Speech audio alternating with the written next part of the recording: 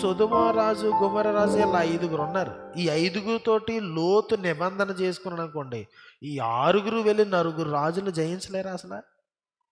అదే పాసిబిలిటీస్ కదా. అంటే లోతు అబ్రహాము దగ్గర నుంచి ఏం నేర్చుకున్నాడు అనేది పెద్ద ప్రశ్న. అబ్రహాము ఆ వయసులో కూడా యుద్ధాన్ని ప్రాక్టీస్ చేస్తున్నాడు అవసరం లేకపోయినా. ఈయనకి లేదు. ఈ అబ్రహాము గారు ఇంకో 3 కలిసి ఇంత పని చేసినప్పుడు ఈయన 9 కలిసి, అందున రాజులతో కలిసి, ఈ అబ్రహాంతో వచ్చిన వాళ్ళు రాజులు కాదు, లోతు ఎందుకు చేయలేకపోయాడు? సిద్ధపాటు లేదు. సొదొమ రాజు, గొమొర్రా రాజు వీళ్ళందరూ ఎందుకు చేయలేకపోయారు? సిద్ధపాటు లేదు. నిర్విచారమైన సుఖస్థితి, ఆహార సమృద్ధి, ఒంటి నిండా గర్వం, యుద్ధం ఏం చేస్తారు?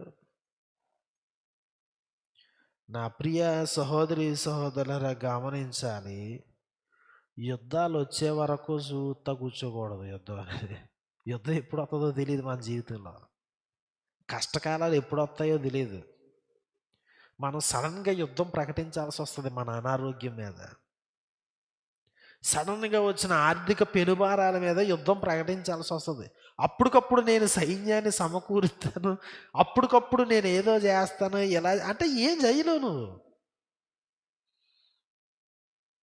అందున నిర్విచార సుఖస్థితిలో అట్లాగా ఏ సవాళ్ళు లేకుండా నీకు నువ్వు సవాలు పెట్టుకోవాలి. ఇప్పుడు అబ్రహాం గారు యుద్ధం అయ్యి చేయడానికి సిద్ధపాట్లు ఏముంటుంది? ఈ బాణాలు వేయడం, రోజు వెయ్యాలి, ఇలా చేయాలి, అలా చేయాలి, ఒళ్ళు ఇదంతా కూడా కసరత్తు, ఇవన్నీ ఉంటాయి. వీళ్ళకి సవాలు పెట్టుకోకుండా అలా చెట్టును కొట్టు, ఇలా పుట్టును కొట్టు అని వీళ్ళకి కొట్టకుండా వెళ్ళి రేపు పొద్దున్న 11 రాజ్యాల్ని జయించిన 9 యుద్ధం చేయగలరు వీళ్ళు. రేపు పొద్దున్న ఏ టార్గెట్ వస్తుందో నీకు తెలీదు. నీకు నువ్వు పెట్టుకున్న టార్గెట్లు నువ్వు జయిస్తే కదా ఇంకో టార్గెట్ మీదకి వెళ్ళేది, నీకు తెలియదు.